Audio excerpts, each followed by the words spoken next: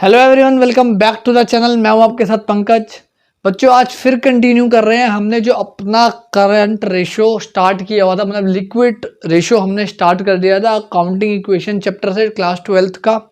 हमने current ratio का अच्छे से समझ लिया था, लिक्विड रेशो का मीनिंग सब समझ लिया था और करंट रेशो के हमने क्वेश्चन कर लिए थे, बट लिक्विड रेशो के क्वेश्चन हमारे रह गए थे। तो आज हम उसी को करेंगे कि कौन कौन से इंपॉर्टेंट क्वेश्चंस है जिसमें करंट और लिक्विड रेशो दोनों कंबाइंड होकर भी आती है और लिक्विड रेशो के अलग क्वेश्चन भी कैसे आते हैं। तो देखो, अब स्टार्ट करते हैं। आप ही की स्क्रीन पे आ गया होगा एक और आपकी बुक का इलस्ट्रेशन, जैसे हमने पहले करंट रेशो के करे थे। क्या कैलकुलेट करना है इसमें? इलस्ट्रेशन 23 वाला, calculate liquid ratio from the following. Liquid ratio निकाला है। अब लिक्विड रेशो का जो हमारा फॉर्मूला था क्या था? Liquid asset divide by current liability. ये हमारा सिंपल सा फॉर्मूला था। अब इसमें हमें क्या क्या गिवन है देखो। करंट लायबिलिटी गिवन है, current asset, inventories, prepaid expense और ट्रेड रिसीवेबल। अब हमारे पास लिक्विड एसेट गिवन नहीं है, तो हमने ये सीख लिया था कि लिक्विड एसेट्स को हम कैसे निकालते हैं। लिक्विड एसेट का फॉर्मूला था कि करंट एसेट्स में से दो चीजें माइनस करते थे, याद करो, एक तो इन्वेंट्रीज और एक प्रीपेड एक्सपेंस। ये दो चीजें हम हमेशा माइनस करेंगे जब भी हमें लिक्विड एसेट निकालने के लिए बोलेगा। तो करंट एसेट में से इन्वेंट्री और प्रीपेड एक्सपेंस हमें माइनस करनी है। बिल्कुल याद कर लो, ये एमसीक्यू में भी आ सकता है और बड़े क्वेश्चंस में भी आ सकता है। अब हमें करंट एसेट गिवन है 80,000, इन्वेंट्री गिवन है 25,000 और प्रीपेड एक्सपेंस हमें गिवन है 5,000। तो कितना आ गया? ये 50,000 हमारी क्या आ गई? लिक्विड एसेट्स, क्योंकि एसेट्स भी इसे बोलते थे। और करंट लायबिलिटी हमें ऑलरेडी गिवन है कितनी? 50,000। तो ये भी 50,000 है और ये भी आपकी कितनी है? 50,000। तो इसको 1:1 की रेशो में हम लिख देंगे। ये तो बिल्कुल सिंपल बेसिक सा क्वेश्चन था। नेक्स्ट में आते हैं। अब इलस्ट्रेशन 25 होगा न्यू बुक का, जिसमें वर्किंग कैपिटल गिवन है, टोटल डेप्ट गिवन है, जिसके साथ लिखा हुआ आउटसाइड लायबिलिटी। आउटसाइड लायबिलिटी में सारी लायबिलिटीज आ जाती हैं जो भी हमने बिजनेस के बाहर पे करनी है, लॉन्ग टर्म डेप्ट और इन्वेंट्री। अब यहाँ पे हमारा वही वाला कॉन्सेप्ट यूज होगा बैलेंस शीट का। टोटल डेप्ट ध्यान से देखो, टोटल डेप्ट जो हमें गिवन है इसके अंदर इलस्ट्रेशन 25 था, इसके अंदर टोटल डेप्ट के अंदर दो चीजें आती हैं। एक आती है बेटा नॉन करंट लायबिलिटीज और एक आती है आपकी करंट लायबिलिटीज। इन दोनों को जब जोड़ देते हैं तब आपकी निकलती है टोटल डेप्ट्स की पूरा कर्जा कितना है हमारे ऊपर। अब हमें इसी के साथ दिया हुआ है long term debts. Long term debts किसके अंदर आते हैं? नॉन करंट लायबिलिटी में। लॉन्ग टर्म डेप्ट्स, इसका मतलब हमें इसका अमाउंट भी गिवन है, इसका अमाउंट भी गिवन है और ये निकालना है, तो हम इजीली निकाल लेंगे। तो देखते हैं कितना है। टोटल डेप्ट है 3,90,000, नॉन करंट लायबिलिटी 3 लाख। तो ये हमारा कितना आ गया? 90,000। करंट लायबिलिटी मिल गई हमें 90,000। अब हमें वर्किंग कैपिटल भी गिवन है, तो इसका भी हमने फॉर्मूला सीखा था। वर्किंग कैपिटल होता था CA minus CL। Current asset में से करंट लायबिलिटी माइनस कर देते तो हमारी वर्किंग कैपिटल आती थी। वर्किंग कैपिटल गिवन है 1,80,000। ये हमें निकालनी है, ये हमें पता नहीं है और ये हमने ऑलरेडी निकाल ली। कितनी? 90,000। ठीक है, तो ये कितना आ गया? 2,70,000 आ गई हमारी करंट एसेट। करंट एसेट मिल गई हमें, करंट लायबिलिटी हमें पता है। अब क्या निकालेंगे? फॉर्मूले के अकॉर्डिंग चलना है। हमें लिक्विड एसेट चाहिए। लिक्विड एसेट का फॉर्मूला वही current asset minus inventory. Inventory हमें क्वेश्चन में गिवन है 90,000, तो 270 में से माइनस 90 करोगे, दोबारा आ गया ये कितना? 180। ये मिल गया, लिक्विड एसेट मिल गई, करंट लायबिलिटी हमें पता, आ गई रेशो 2:1। हो गया कंप्लीट। छोटा सा क्वेश्चन था। नेक्स्ट क्वेश्चन देखो, इलस्ट्रेशन 26 ही है। रीड करो क्वेश्चन को, बहुत इजीली ये भी क्वेश्चन है, छोटा सा क्वेश्चन है। क्या क्या गिवन है? एक तो करंट लायबिलिटी गिवन है हमें कंपनी की 3 लाख, करंट रेशो भी गिवन है और लिक्विड रेशो भी इसमें गिवन है। क्या क्या गिवन है? हमेशा रेशो के क्वेश्चन में पहले लिख लिया करो। एक तो हमें CL गिवन है 3 लाख, करंट रेशो गिवन है 3 और लिक्विड रेशो है 1, मतलब 3:1 हो गया, ये 1:1 हो गया। और निकालने के लिए क्या बोला है, इन्वेंट्री, ये निकालने के लिए बोला है। ठीक है, दिमाग लगाओ, जो जिन बच्चों ने चैप्टर अच्छे से कर लिया है पहले, उन्होंने तो ऐसे ही माइंड में ही सोल्व कर लिया होगा कि करंट लायबिलिटी अगर 3 है तो अगर हम करंट रेशियो का यूज करते हैं, current asset upon current liability, ये है 3, ये है करंट एसेट और इसकी वैल्यू है 3 लाख। तो ये कितना आ गया, यहां से आराम से निकाल लोगे 9 लाख। ठीक है, पहली रेशियो यूज हो गई, यहाँ पे दोनों रेशियो यूज होगी।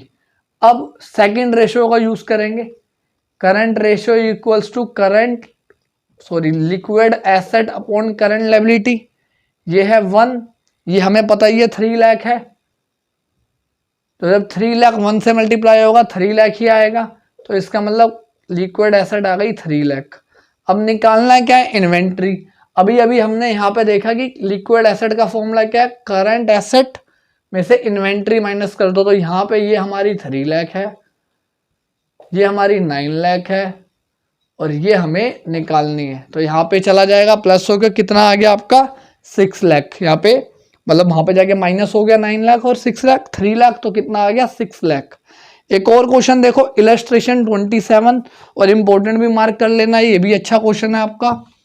तब तक मैं बोर्ड रब कर रहा हूँ, फटाफट करो, ये बहुत बेसिक वाले क्वेश्चन है। करंट जो आपकी लिक्विड रेशियो है, लिक्विडिटी रेशियो है, उसमें जो क्वेश्चन है वो बहुत ईजी वाले है। जब आप सोल्वेंसी में पहुंचोगे तब आपके क्वेश्चंस बड़े होंगे।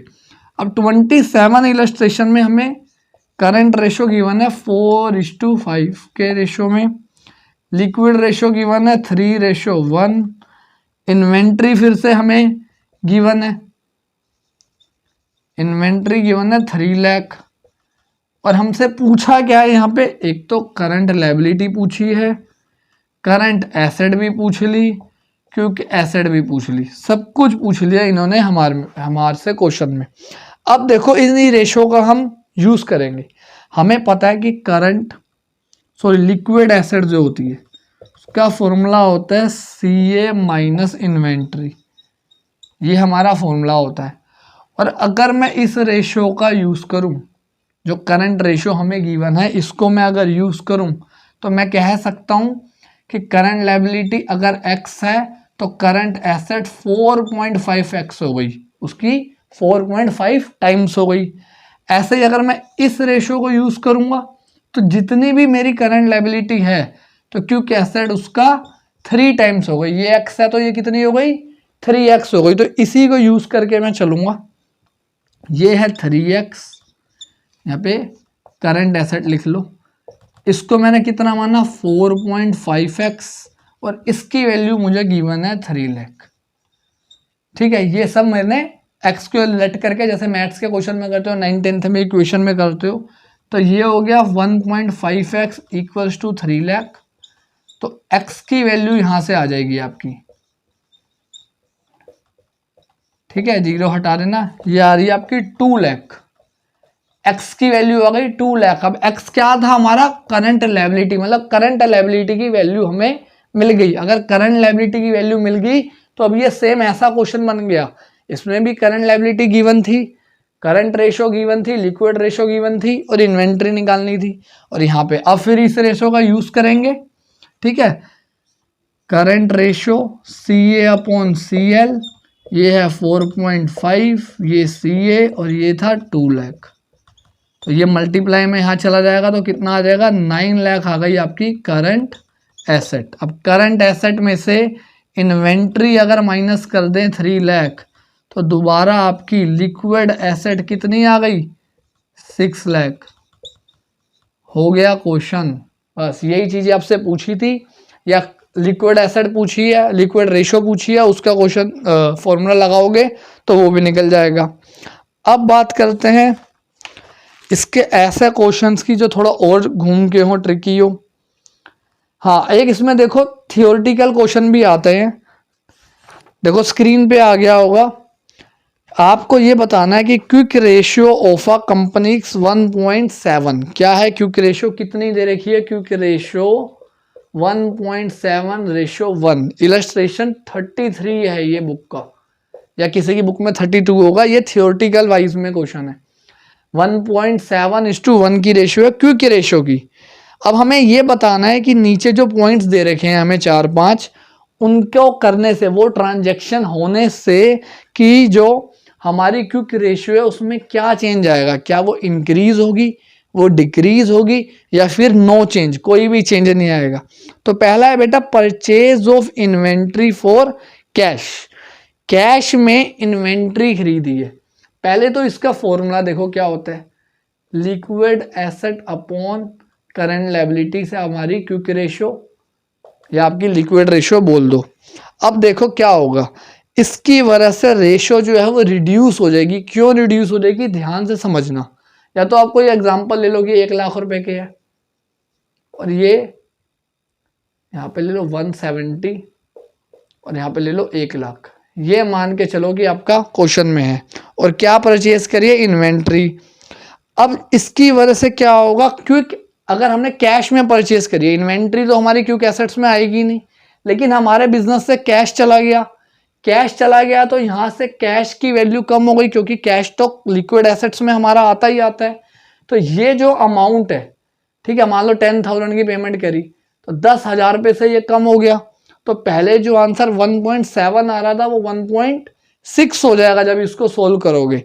तो इसकी वजह से क्या हुआ, क्विक रेशियो की वैल्यू हमारी रिड्यूस हो गई, कम हो गई।